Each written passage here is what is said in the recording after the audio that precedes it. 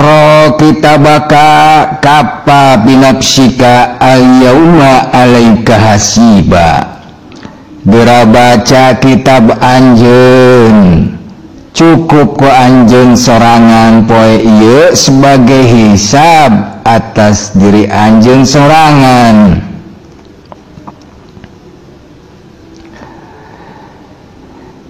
Setiap manusia ngabogaan kitabna masing-masing anu moal sarua antara hiji manusia jeung manusia anu sejena, nyaeta kitab anu ditulis ku Raqib jeung Atid. Jadi gera baca eta kitab, artina gera pariksa, gera koreksi tekad ucap lampah anjeun, cukup ku anjeun sorangan. Sabab mun dibaca ku batur mah, mun dikoreksi ku batur mah moal ngeunah karasana. Jeung cantang tu urang daek narima. Tong sok waka maca kitab batur, sabab batur ge moal ngeunaheun mun kitabna dibaca ku urang. Mun urang cenggekan ka batur, gerehan ka batur, cawadan ka batur, ngomongkeun aib-aib batur, nyokelan kasalahan batur, ta eta teh hartina sarua jeung urang teh keur maca kitab batur. Lain kitab batur nu kudu dibaca mah, tapi kitab urang sorangan matak ayeuna gera baralik ka diri urang soang-soangan. Artina gera introspeksi ieu diri urang sorangan. Ku urang sorangan ayeuna di dieu, ayeuna poe ieu nyaeta poe dunya. Lain engke jaga di poe akhirat. Dibaca engke jaga di akhirat mah teu moal aya gunana, sabab moal bisa diperbaiki. Kesempatan pikeun ngomean, kesempatan pikeun memperbaiki kagorengan-kagorengan jeung kasalahan-kasalahan dari orang masing-masing nu geus dicatet ku Raqib jeung Atid dina eta kitab, nyaeta poe ayeuna, poe anu keur ku urang disorang masing-masing, nyaeta poe dunya, poe nu aya di dunya. Jadi poe demi poe nu aya di dunya eta mangrupakeun poe pikeun beramal, lain poe pikeun perhitungan amal. Nya kitu deui sabalikna, poe-poe akhirat nyaeta poe pikeun memperhitungkeun amal, lain pikeun migawe amal. Hartina di dunya mah aya amal eueuh hisab, sedengkeun engke di akhirat aya hisab eueuh amal. Kusabab kitu ayeuna mumpung urang masih kene aya dina poe dunya, mangka gunakeun eta poe demi poe ku urang pikeun maca kitab urang masing-masing. Hartina gerak koreksi tekad ucap lampah urang sorangan, gerak talungtip aib-aib urang sorangan, gerak cokelan kasalahan-kasalahan diri urang sorangan, gerak pariksa kasalahan naon nu aya di diri urang, kagorengan naon nu aya di diri urang. Sanggeus nganyaho mana salahna, sanggeus nganyaho naon gorengna, mangka geura tobatan. Sanggeus ditobatan tuluy dipigawe ku urang naon anu perlu dipigawe sebagai langkah perbaikan, sehingga urang ke datang ka yaumil akhir teh kaasup jalma-jalma anu narima kitab kuleungeun katuhu, nyaeta jalma-jalma anu salamet. Di antara perkara anu jadi bagian tina diri orang masing-masing anu pada umumna jarang dibaca ku urang salaku jalma-jalma anu ariman nyaeta budi. Padahal budi teh nyaeta anu jadi sasaran diutusna junjungan urang sadaya Kangjeng Nabi Muhammad alaihi wassalatu wassalam. Anjeunna teu pati-pati diutus angin pikeun nyampurnakeun budi. Baku hal sakitu mangka diantara bacaun urang salaku manusia anu turut tumut kana risalah anjeunna nyaeta budi. Jadi perkara nu aya di diri orang masing-masing nu kaasup bacaun urang sorangan teh nyaeta budi. Hartina dina sabagian kitab anjeun teh aya catatan atau aya bab ngeunaan budi. Jadi mun dina urusan budi mah berarti gera baca budi anjeun ku anjeun. Kumaha macana tingalikeun aku panyakit henteu. Panyakit naon? Panyakit budi. Aya atuh emangna awak hungkul aya panyakitan, budi ge aya panyakitna. Hayang apa panyakit budi? Cek pelajaran ti Syekh Al-Akbar, penyakit budi teh diantarana nu kahiji nyaeta pujur. Ari pujur nyaeta kabawa palin ku karep hawa nafsu rendahna. Jama nu kena ku penyakit pujur mah nu dituturkeunana, nu dipupujukeunana nyaeta syahwat-syahwat nu timbul tina hawa nafsuna. Artina tekad ucap lampahna kumaha cek syahwatna.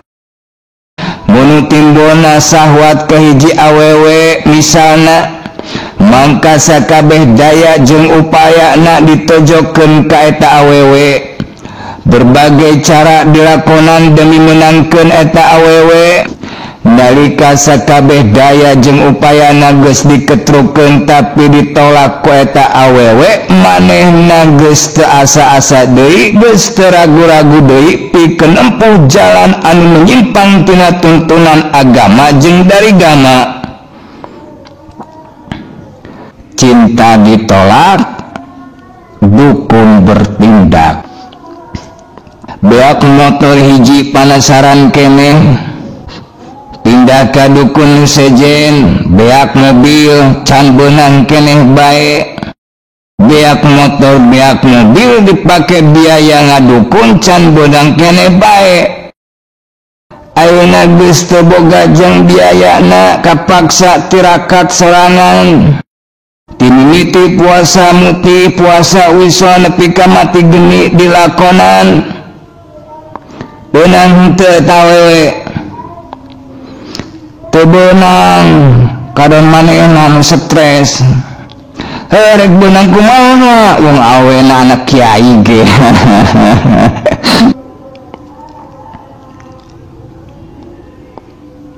Penyakit budi nu kadua nyaeta syarah. Ari syarah mah artina sarakah. Gaji geus di atas UMR, berbagai tunjangan jeung fasilitas geus dibere, tapi masih keneh ngarasa kurang. Antupna gawena ngan susurumputan, ngan sulap-selip kasisi kagigir, nyusup ka ditu nyusup ka dieu, neangan lahan baseuh. Anu akhirna loba akal-akalan, naon we diakalan supaya bisa ngajarah duit negara, ngayakeun seminar, ngayakeun workshop, ngayakeun bimtek, ngayakeun studi banding jeung sajabana. Neangan leuwihna mun beak ngangan 30 dilaporkeunana mah 50, pan lumayan nu 20 asup kana kantong pribadi. Misalna ieu mah leuleutikannana ditita servis mobil kantor, beakna ngan 200 dibejakeunana mah 500. menta nota kosong di bengkel diusian ku sorangan 500 habis 500 bos nih notanya. Nukatilu tabajul, ari tabajul teh teu boga harga diri, sok rajin ngalacurkeun diri demi kasenangan duniawi. Mun awewe gawenangan ngajablay, hees jeung salaki batur, jadi selingkuhan pejabat, jadi simpanan pengusaha. Zaman ayeuna mah kitu teh lain awewe hungkupan lalaki ge aya nu jadi gigolo, nu jadi selingkuhan istri pejabat misalna, atawa jadi simpanan tante girang jeung sajabana. Biasana motifna teh pansos, apal pansos, panjat sosial. Hayang naikeun darajat sosial ku jalan pintas, lompatna kadinya. Mun teu nepi ka kitu minimal pergaulanana teu mencerminkeun jama anu beragama. Gaulna teh jeung jama-jama anu amoral, nyaeta jama-jama anu teu berbudi pekerti luhur. Nuka opat sapah, ari sapah nyaeta emosian, gampang tersinggung babari ngulit bawang. Ari kabatur mah komentar bae, saha-saha ge di komentaran bae, jeung komentarna teh matak panas kana ceuli nu ngadengena. Tapi giliran batur komentar ka manehna mah manehna teu tarima. Sabab teu tarima kadiduna teh sok nyiksik melik, sok ngahujat, sok nyaci, sok maki, sok ngahina, sok ngabuli jeung sajabana. Nu kalima hork, ari hork mah cirina teh saperti narsis atawa egois, ngarasa yen dirina teh jalma penting. Kusabab ngarasa yen dirina teh jalma penting, mangka kadituna karepna teh mun ngomong hayang didenge ku batur, mun carita hayang dipercaya ku batur, hayang diperhatikeun ku batur, tapi manehna sorangan kana omongan batur tara ngadenge. Jadi caper, suka cari perhatian. Naon we teh kadang-kadang nu aneh-aneh dipigawe supaya jadi pusat perhatian, supaya viral, supaya jadi berita. Hirupna pinuku drama jeung sandiwara. Nu kagenep kosawah, nu keuna ku kosawah mah suka menyimpan dendam. Mun kapancing emosina ku ucapan atawa ku pagawean batur sok neuteuli. Misalna ujang aya masalah jeung Umar nepi ka pasea, tuh didamaikeun ku Uwa. Umar mah daek diajak damai, tapi ujangna teu daek. Cek ujang teh teu sudi teuing aing kudu damai jeung si eta mah, nepi ka paeh ge aing cadu moal ngahampura.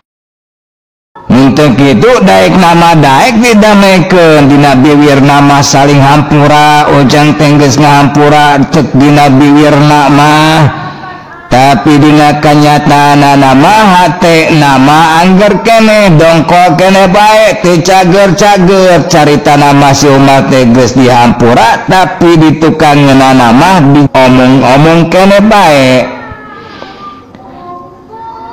Di tukangeuna nama dicaritakeun teh eta deui kagorengan si Umar deui, kagorengan si Umar deui, padahal carita nama geus damai. Nu katujuh hodar, ari hodar mah diantara cirina teh sok ngahianat kana pangampura batur. Contohna ujang teh melakukan suatu kesalahan anu menyebabkan dunungan ujang teh ambal ka ujang. Ari gentle nama gentle ujang teh wani datang ka dunungan menta dihampura. tapi sanggeusna dihampura kudunungan ujang isukna eta kasalahan teh dipigawe deui ku ujang. Menta dihampura mah menta dihampura, tapi kasalahan anak dipigawe deui ta eta ngaranna khodar, mengkhianati pengampunan ti batur. Nu kasabaraha ayeuna? Nu kadalapan. Ari nu kadalapan mah jaja. Lain jaja eta, ieu mah jaja teh maksudna beye. Mentalna lain mental baja tapi mental peuyeum. Di antarana nyaeta teu wani yang harupan kasusah. Ari menang duit mah hayang, kana duit mah beuki, tapi teu beuki kana gawena, teu beuki kana capek. Diajak gawe ka kota karek sapoe geus menta balik alasanana capek. Damun mudah kana kacape mah gawe naon atuh anu teu capek. Digawe mah rek nu make otot, rek nu make otak, rek nu tukang macu, rek nu tukang nulis, kabeh ge aya capekna. Da eta mah psikologis tina pekerjaan. Jadi sing sadar setiap pilihan hirup teh aya resikona masing-masing. Setiap profesi, setiap pekerjaan, setiap perjuangan aya kasusahna, aya kasulitanana masing-masing. Nya kitu deui dina urusan pangabdian dibutuhkeun perjuangan. Ari ngaran-ngaran perjuangan teh pan aya hesena, aya capekna. Mun urang teu beuki kana perjuangan mah artina urang teh teu beuki kana kamajuan, dan maju mah anu berjuang. Mun rakyat Indonesia baheula teu beuki kana perjuangan pan merdeka jang. Eta teh perjuangan teh pinuh ku kacape, kasusah, ka lara balangsak. Nu dikorbankeunna lain sabatas harta, tanaga, waktu jeung pikiran, tapi nepikeun ka nyawa dikorbankeun pandina perjuangan mah. Jadi teu wani nyangarepan kasusah, tiap nyangarepan kasusah ngejat tina perjuangan. Kusabab kitu kadituna teh panjalan di tempat, panu leuwih parah teh eta lain kamajuan, nu dirandapan teh kadon kamunduran. Batur mah geus tepi kana yakin, geus tepi kana tawakal, geus tepi kana sabar, geus tepi kana syukur, geus tepi kana ridho jeung ikhlas, geus tepi kana kadewasaan beragama. Ieu mah tiba heula nepi ka ayeuna masih teka keneh. Sabab diantarana kena ku panyakit jaja, nyaeta ngejat tina perjuangan di mana manggi kasusah. Nu kasalapan aljaur nyaeta kaleulewihi. Aya nu kaleulewihi dina dahar, aya nu kaleulewihi dina sare, aya nu kaleulewihi dina gawe, aya oge nu kaleulewihi dina barang pake. Malah mah aya nu kaleulewihi dina ibadah. Sapoting jeput ngedekul ibadah, borangna sapopoe kerek. Giliran pamajikan minta duit jang meuli beas, kadon nyorongot ka pamajikan, kadon ambek daeta teu boga duit. Lain digawe nu bener kalaka kerek, pan alasanana teh tunduh aing teh poting geus ibadah. Maneh we nu jika ditu ikhtiar ngaramet-ngaramet tah ngarit-ngarit, kahade tang boro dina urusan muamalah, dina urusan ibadah gitu menang kaleulewihi kasep. Kudu kagero kabeh, artina cungkonan hakna masing-masing. Dina diri anjeun teh aya hak Allah, aya hak Rasulullah, aya hak diri anjeun sorangan, aya hak pamajikan, aya hak indung bapa. Jadi kitu kudu adil, orang teh ulah kaleulewihi. Ta salapan heula aya geus adan soalna. Ayeuna tinggal ngakurkeun jeung diri urang masing-masing. Minggeus kanyahoan tinggal ngarobah tadina ngarobah natong muluk-muluk. Muncul pelajaran ti Maulana Jalaluddin Rumi mah itung ayat sabaraha panyakit budi nu kena ka diri ujang. Misalna ayat salapan tah hengke isukna kurangan hiji jadi tinggal 8 kitu carana.